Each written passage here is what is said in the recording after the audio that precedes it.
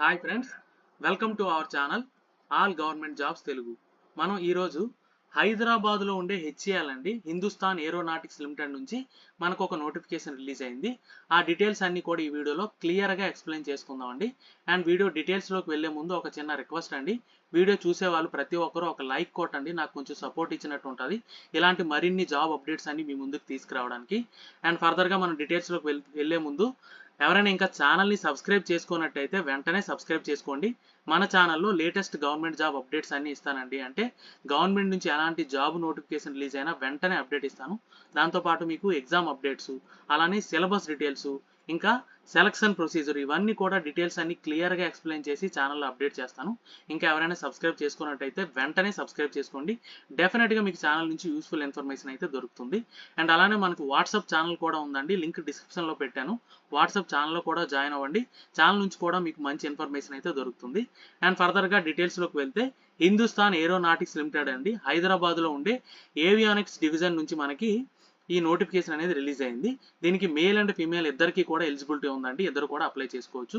And ఫర్దర్గా డీటెయిల్స్లోకి వెళ్తే ఇదిగోండి డీటెయిల్స్ ఏంటంటే మనకి పోస్టులు ఏంటి అంటే అసిస్టెంట్ ఇంజనీర్ పొజిషన్కి మనకి వేకెన్సీస్ అనేవి రిలీజ్ అయ్యాయి అనమాట.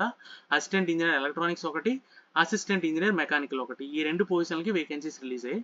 దీనికి క్వాలిఫికేషన్ చూసుకుంటే మీకు బీటెక్ ఉండాలండి, డిగ్రీ ఇన్ ఇంజనీరింగ్ అని అడిగాడు. అసిస్టెంట్ ఇంజనీర్ ఎలక్ట్రానిక్స్ చూసుకుంటే ఏ బ్రాంచెస్కి ఎలిజిబిలిటీ ఉంది అంటే electronics and communication, instrumentation and electronics, అలానే ఇన్స్ట్రుమెంటేషన్ అండ్ కంట్రోల్ ఒకటి, applied electronics and instrumentation, telecommunication. ఇక్కడ ఇచ్చిన ఏ బ్రాంచ్లో మీకు బీటెక్ ఉన్నా సరే ఈ పొజిషన్కి మీరు అప్లై చేయొచ్చు. అలానే రెండో పొజిషన్ అండి అసిస్టెంట్ ఇంజనీర్ మెకానికల్. దీనికి చూసుకుంటే డిగ్రీ ఇన్ ఇంజనీరింగ్ ఏ బ్రాంచ్ అంటే mechanical and industrial engineering, mechanical and production engineering. ఇక్కడ ఇచ్చిన ఈ మూడు బ్రాంచెస్లో ఏ బ్రాంచ్లో మీకు ఇంజనీరింగ్ ఉన్నా సరే ఈ పొజిషన్కి మీరు అప్లై చేయొచ్చు. అండ్ ఫర్దర్గా చూసుకుంటే ఇక్కడ ఈ క్వాలిఫికేషన్ డీటెయిల్స్ ఎలా ఉండాలనేది ఇక్కడ ఎక్స్ప్లెయిన్ చేశాడండి. ఏంటి అంటే రెగ్యులర్ ఫుల్ టైం కోర్స్ మాత్రమే ఎలిజిబిలిటీ ఉందండి. డిస్టెన్స్ మోడ్, పార్ట్ టైం, ఈ లెర్నింగ్లో చేసిన మీ సర్టిఫికెట్స్ అయితే ఎలిజిబిలిటీ ఉండదు అని చెప్పి ఇక్కడ మెన్షన్ చేశాడు. ఓన్లీ రెగ్యులర్ ఫుల్ టైం కోర్సుకి మాత్రమే ఎలిజిబిలిటీ ఉంది. ఓకే. అండ్ ఇంకోటి ఏంటంటే మీకు ఇక్కడ ఇంజనీరింగ్లో 60% మార్క్స్ అనేది డెఫినెట్గా వచ్చి ఉండాలండి. 60% అండ్ అబౌవ్ మార్క్స్ అనేది పర్సంటేజ్ అనేది డెఫినెట్గా వచ్చి ఉండాలి. 59.9 కూడా ఎలిజిబిలిటీ లేదని చెప్పి ఇక్కడ మెన్షన్ చేశాడు. Aggregate of all semester round of చేసి మీరు వేసిన పర్సంటేజ్ అనేది ఎలిజిబిలిటీ ఉండదు. 60% అండ్ అబౌవ్ మార్క్స్ మాత్రమే ఎలిజిబిలిటీ ఉంటుంది. అది కూడా మీకు CGPA ఉందనుకోండి, అది కూడా పర్సంటేజ్ కింద కన్వర్ట్ చేసి మాత్రమే వేయాలి. ఓకే, అది ఇక్కడ మెన్షన్ చేశాడు. ఇంకోటి అదే నేను చెప్పాను కదా, percentage round of is not allowed అని చెప్పి 59.9 కూడా ఎలిజిబిలిటీ లేదు. 60% అండ్ అబౌవ్ మాత్రమే ఎలిజిబిలిటీ ఉంది. ఇంకోటి ఇక్కడ ఇచ్చిన ఏవైతే బ్రాంచెస్ ఇచ్చాడో వాళ్ళకి మాత్రమే ఎలిజిబిలిటీ ఉందండి. అదర్ దాన్ వేరే బ్రాంచ్ ఏదైనా సరే ఎలిజిబిలిటీ లేదు, అది కూడా ఇక్కడ క్లియర్గా మెన్షన్ చేశాడు. అండ్ ఫర్దర్గా చూసుకుంటే ఏజ్ లిమిట్, రిలాక్సేషన్ చూసుకుంటే మీకు లాస్ట్ డేట్ ఏది అంటే May 8th అండి. ఈ లోపే మీకు ఏజ్ అనేది క్యాల్కులేట్ చేస్తారు. మీకు May 8th లోపు 35 years లోపు ఉంటే మీకు ఎలిజిబిలిటీ ఉన్నట్టే. ఓకేనా, 35 years అనేది మ్యాక్సిమం ఏజ్. అలాగే ఏజ్ రిలాక్సేషన్ కూడా ఉంది SC, ST, OBC and ex service man, అలాగే PWD క్యాండిడేట్స్కి యాజ్ పర్ గవర్నమెంట్ నామ్స్ అండి. ఇక్కడ క్లియర్గా మెన్షన్ చేశాడు. ఇదిగోండి OBC క్యాండిడేట్స్కి అయితే 3 years ఇచ్చాడు, PWDకి 10 years అనేది ఎగ్జామ్షన్ అనేది రిలాక్సేషన్ అనేది ఇచ్చాడు అనమాట. ఇంకోటి SC, ST, OBC క్యాండిడేట్స్ ఎవరైతే ఉన్నారో వాళ్ళు డెఫినెట్గా డిక్లరేట్ ఇక్కడ ఇచ్చాడు కదా, candidates who fail to produce the relevant OBC caste certificates ఏవైతే ఉన్నాయో డాక్యుమెంట్ వెరిఫికేషన్స్ టైంలో ప్రొడ్యూస్ చేయలేకపోతే వాళ్ళని రిజెక్ట్ చేస్తాడు అనమాట. అది ఇక్కడ మెన్షన్ చేశాడు. సో ఎవరైతే OBC, SC, ST క్యాండిడేట్స్ ఉన్నారో వాళ్ళు లేటెస్ట్ OBC సర్టిఫికేట్స్ అనేది మీరు డాక్యుమెంట్ వెరిఫికేషన్ టైంకి మీరు రెడీగా పెట్టుకుంటే బెటర్. ఓకేనా. అండ్ ఫర్దర్గా సర్వీస్ అగ్రిమెంట్ అండి, 2 years అగ్రిమెంట్ అనేది మీరు రాయాలి. డెఫినెట్గా 2 years సర్వీస్ చేస్తానని చెప్పి 2 lakh రూపీస్కి అగ్రిమెంట్ అనేది మీరు రాయాలన్నమాట. ఓకేనా. అండ్ రెమ్యునరేషన్ శాలరీ చూసుకుంటే మీకు 30,000 నుంచి 1,20,000 వరకు ఉంటుందండి బేసిక్ పే. ఇది అంటే మీకు ఈజీగా 70,000 అబౌవ్ ఉంటుందండి శాలరీ. అండ్ బేసిక్ పేతో పాటు మీకు అదర్ అలవెన్స్లు కూడా ఉంటాయి, ఎందుకంటే ఇది ప్యూర్లీ గవర్నమెంట్ సర్వీస్ కాబట్టి, రెగ్యులర్ పర్మనెంట్ గవర్నమెంట్ జాబ్ అండి. సో మీకు ఈ బేసిక్ పేతో పాటు VDA ఉంటుంది, వేరియబుల్ డేర్నెస్ అలవెన్స్, అలాగే కంపెనీ అకామిడేషన్ కూడా ప్రొవైడ్ చేస్తారు, లీవ్స్ ఉంటాయి, మెడికల్ ఫెసిలిటీ ఉంటుంది, గ్రాట్యుటీ ఉంటుంది, ప్రొవిడెంట్ ఫండ్, ఇలా అన్ని ఫెసిలిటీస్ ఉంటాయండి. మంచి గవర్నమెంట్ సర్వీస్ ఇది. సో ఎలిజిబిలిటీ ఉన్న మేల్ అండ్ ఫీమేల్ డెఫినెట్గా అప్లై చేయండి. అండ్ మీకు యాన్యువల్ ఇంక్రిమెంట్ కూడా 3% ఉంటుందండి, అది కూడా ఇక్కడ క్లియర్గా మెన్షన్ చేశాడు. అండ్ ఫర్దర్గా చూసుకుంటే ఎలా అప్లై చేయాలి అంటే ఇది ఆన్లైన్ అప్లికేషన్ కాదండి, ఆఫ్లైన్ అప్లికేషన్. మీకు ఈ నోటిఫికేషన్తో పాటు 4 పేజెస్ అప్లికేషన్ ఉంటుంది. ఆ 4 పేజెస్ కూడా ప్రింట్అవుట్ తీసి ఎలా ఫిల్ చేయాలనేది కూడా లాస్ట్లో చెప్పాను. ఆ 4 పేజెస్ కూడా ప్రింట్అవుట్ తీసి డీటెయిల్గా ఫిల్ చేసి ఇక్కడ ఇచ్చిన అడ్రస్కి పంపించాలి. ఓకేనా? అండ్ అప్లికేషన్ ఫీజు విషయానికి వస్తే 500 రూపీస్ డీడీ తీయాలండి. ఇది కూడా ఆన్లైన్ కాదు, డీడీ తీయాలి. నాన్ రిఫండబుల్ ఫీజు అనేది in favour of HAL Hyderabad, payable at Hyderabad. ఈ అడ్రస్కి డీడీ తీసి పంపించాలి. అది కూడా ఓకేనా? ఇంకోటి ఏంటంటే మీకు ఈ డీడీకి కూడా ఎగ్జామ్షన్ ఉంది, అది కూడా అప్లికేషన్ ఫీజు కూడా అది కూడా ఫర్దర్గా చూద్దాం. అండ్ ఇంకోటి ఏంటంటే అప్లికేషన్ అనేది ఎలా పంపించాలి అంటే ఆర్డినరీ పోస్ట్ కానీ, స్పీడ్ పోస్ట్ కానీ, రిజిస్టర్ పోస్ట్ కానీ, కొరియర్ కానీ చేయాలి. ఓకేనా? బై పోస్ట్ మాత్రమే పంపించాలి. ఇంకోటి ఫ్యాక్స్ కానీ ఈమెయిల్ కానీ చేస్తానంటే యాక్సెప్ట్ చేయరు. డైరెక్ట్గా మీరు తీసుకెళ్ళి అప్లికేషన్ ఇచ్చినా సరే యాక్సెప్ట్ చేయరు. ఓన్లీ త్రూ పోస్ట్ మాత్రమే మీకు అప్లికేషన్ అనేది యాక్సెప్ట్ చేస్తారు. ఇంకోటి ఏంటంటే మీకు ఈ డీడీ ఏదైతే ఉందో, డీడీ తీస్తారు కదా 500 రూపీస్, దాని వెనకాల మీ నేము, మీరు ఏ పోస్ట్కి అప్లై చేస్తున్నారు ఆ రెండు డీటెయిల్స్ కూడా క్లియర్గా మెన్షన్ చేయాలి. అది కూడా ఇక్కడ క్లియర్గా మెన్షన్ చేశాడు. అండ్ ఇంకోటి ఏంటంటే ఇంపార్టెంట్ పాయింట్ అండి, no document certificates testimonials are required to be attached along with application form. అంటే అప్లికేషన్తో పాటు ఓన్లీ డీడీ మాత్రం అటాచ్ చేసి పంపించాలండి. అదర్ సర్టిఫికెట్స్ ఏమీ కూడా అటాచ్ చేయాల్సిన అవసరం లేదు. ఓన్లీ మీరు అప్లికేషన్ ఫిల్ చేసి డీడీ అటాచ్ చేసి పంపిస్తే సరిపోతుంది, ఇంకేమీ అటాచ్ చేయాల్సిన అవసరం లేదు. ఇంకోటి ఏంటంటే మీకు మీరు అప్లికేషన్లో valid mobile number, email ID డెఫినెట్గా ప్రొవైడ్ చేయండి. ఎందుకంటే మీకు ఎగ్జామ్ ఎప్పుడు ఉంటుంది, డాక్యుమెంట్ వెరిఫికేషన్ ఎప్పుడు, మెడికల్ ఎప్పుడు, ఈ డీటెయిల్స్ అన్నీ కూడా మీరు ఇచ్చిన మొబైల్ నెంబరు అండ్ ఈమెయిల్ ఐడికి మాత్రమే కమ్యూనికేషన్ జరుగుతుంది. So valid email ID, mobile number provide చేయండి. ఒకవేళ ఈమెయిల్ ఐడి లేదనుకోండి, ఒక కొత్త ఈమెయిల్ ఐడి క్రియేట్ చేసుకుని అది మాత్రమే ప్రొవైడ్ చేయండి. ఓకేనా? ఇంకోటి ఏంటంటే మీరు అప్లికేషన్లో ఏదైతే డీటెయిల్స్ ఇచ్చారో అవన్నీ కూడా చేంజ్ చేయడానికి అవ్వదండి. ఒకసారి మీరు డీటెయిల్స్ అన్ని క్లియర్గా చెక్ చేసుకొని అప్లికేషన్ ఫిల్ చేయండి. ఓకేనా? అండ్ ఫర్దర్గా చూసుకుంటే అప్లికేషన్ ఫీజు ఎగ్జామ్షన్ అని చెప్పాను కదా, 500 రూపీస్ ఫీజు పే చేయాలి. ఎగ్జామ్షన్ ఎవరికి ఉందంటే ఎస్సీ, ఎస్టీ, పీడబ్ల్యూడీ క్యాండిడేట్స్కి అయితే ఎగ్జామ్షన్ ఉంది. మిగిలిన వాళ్ళందరూ కూడా డీడీ తీయాలి కంపల్సరీగా. ఓకే? మీ డీడీ కూడా ఏప్రిల్ 17 నుంచి మే 8 లోపు తీసిన డీడీ మాత్రమే వ్యాలిడ్ అనమాట.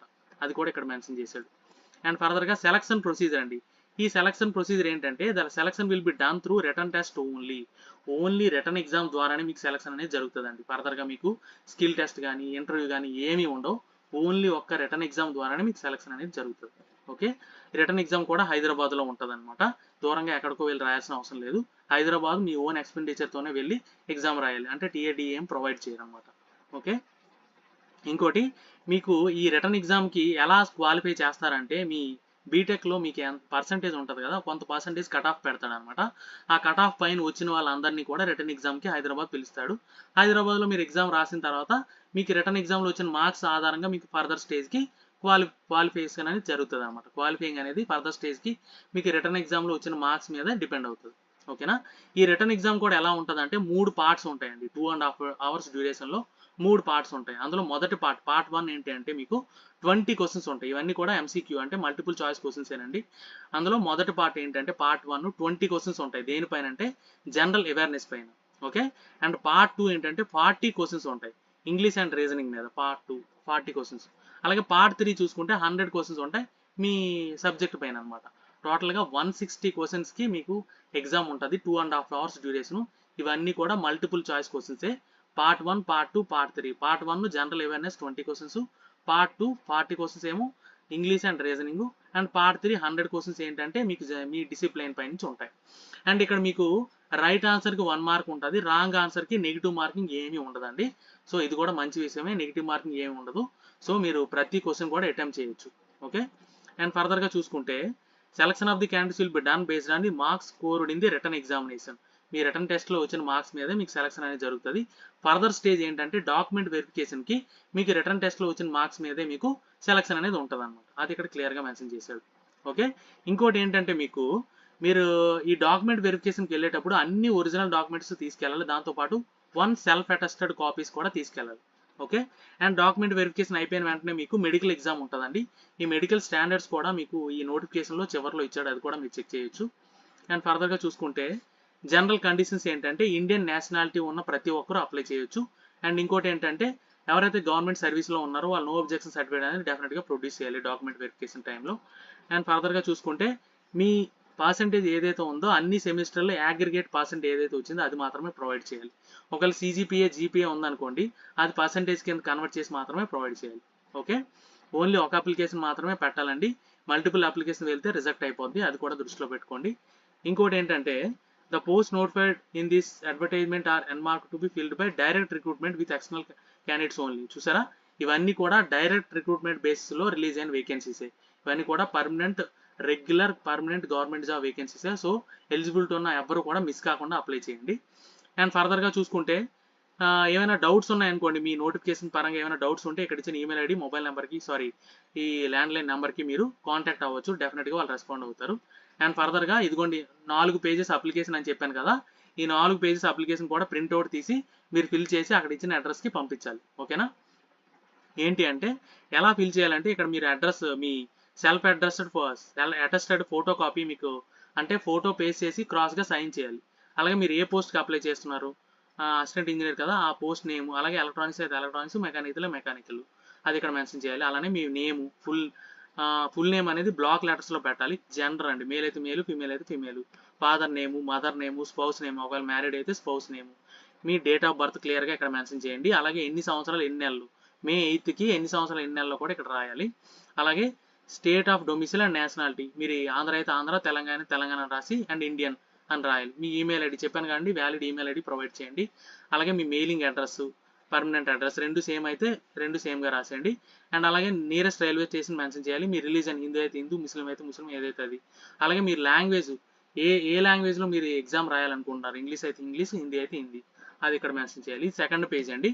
ఇది ఒకవేళ మీ జమ్మూ కాశ్మీర్ డొమిసిల్ అయితే డ్యూరింగ్ ఈ ఇయర్స్లో ఎస్ అని, లేదంటే నో అని. అలాగే మీ కేటగిరీ ఏదైతే అది SC, ST, OBC, EWS, general ఏదైతే అది టిక్ చేయాలి. అలాగే మీరు డిసేబిలిటీ సర్టిఫికేట్ ఉంటే ఎస్ అని, లేదంటే నో అని. అలాగే ఎక్స్ సర్వీస్ మ్యాన్ అయితే ఎస్ అని, లేదంటే నో అని. అలాగే మీరు have you attended any return test interview hall earlier, ఒకవేళ ఎర్లియర్గా మీరు రిటర్న్ ఎగ్జామ్ ఏదైనా అటెండ్ అయ్యి ఉంటే ఎస్ అని, లేదంటే నో అని టిక్ చేయండి. అండ్ ఎవరైతే మీ రిలేటివ్స్ ఎవరైనా మీరు హెచ్ఆర్లో వర్క్ చేస్తుంటే ఎస్ అని, లేదంటే నో అని. అలాగే ఎవరైనా మీకు అంటే ఇన్ఫ్లుయెన్స్ ఏదైనా ఉందనుకోండి, పొలిటికల్ ఆర్గనైజేషన్ దేంట్లో మీకు ఇన్ఫ్లుయెన్స్ ఉంటే ఎస్ అని, లేదంటే నో అని. ఉంటే మీరు ఏదైనా మెన్షన్ చేయొచ్చు ఇక్కడ. ఓకేనా? అండ్ ఫర్దర్గా చూసుకుంటే మీరు ప్రెసెంట్ ఏమైనా వర్క్ చేస్తున్నట్టయితే ఎస్ అని, లేదంటే నో. ఎస్ అని చెప్తే మీరు ఇక్కడ డీటెయిల్స్ అని, ఎంప్లాయ్మెంట్ డీటెయిల్స్ ఇక్కడ మెన్షన్ చేయాలి. అలాగే మీ ఎడ్యుకేషన్ క్వాలిఫికేషన్ డీటెయిల్స్ అండి, name of the qualification, institute, name of the course, duration, subject, class, ఇవన్నీ కూడా క్లియర్గా మెన్షన్ చేయాలి. ఓకేనా? అండ్ ఫర్దర్గా చూసుకుంటే ఎక్స్పీరియన్స్ ఏమైనా ఉంటే ఎక్స్పీరియన్స్ డీటెయిల్స్ కూడా ఇక్కడ మెన్షన్ చేయాలి. ఒకవేళ మీరు సెలెక్ట్ అయితే ఎన్ని రోజుల్లో జాయిన్ అవుతారు అనేది కూడా ఇక్కడ మెన్షన్ చేయాలి. అలానే డీడీ నెంబరు, డేటు, ఆ డీడీ డీటెయిల్స్ కూడా ఇక్కడ మెన్షన్ చేసి ప్లేసు, డేటు రాసి మీ సిగ్నేచర్ ఇక్కడ చేసి ఈ 4 పేజెస్ అప్లికేషన్ కూడా ఎన్వలప్లో పెట్టి క్లియర్గా ఎన్వలప్ పైన అడ్రస్ అది మెన్షన్ చేసి అక్కడ ఇచ్చిన అడ్రస్కి స్పీడ్ పోస్ట్ కానీ, ఓన్లీ పోస్ట్ ద్వారానే పంపించాలని, స్పీడ్ పోస్ట్ కానీ, రిజిస్టర్ పోస్ట్ కానీ, కొరియర్ ద్వారా కానీ మీరు పంపించాలన్నమాట. ఓకేనా? ఇవన్నీ డీటెయిల్స్. ఏమైనా డౌట్స్ ఉంటే కమెంట్ చేయండి, డెఫినెట్గా క్లారిఫై చేస్తాను. వీడియో నచ్చితే లైక్ చేయండి, మీ ఫ్రెండ్స్కి షేర్ చేయండి. ఛానల్ని సబ్స్క్రైబ్ చేయడం మర్చిపోకండి. Thank you so much.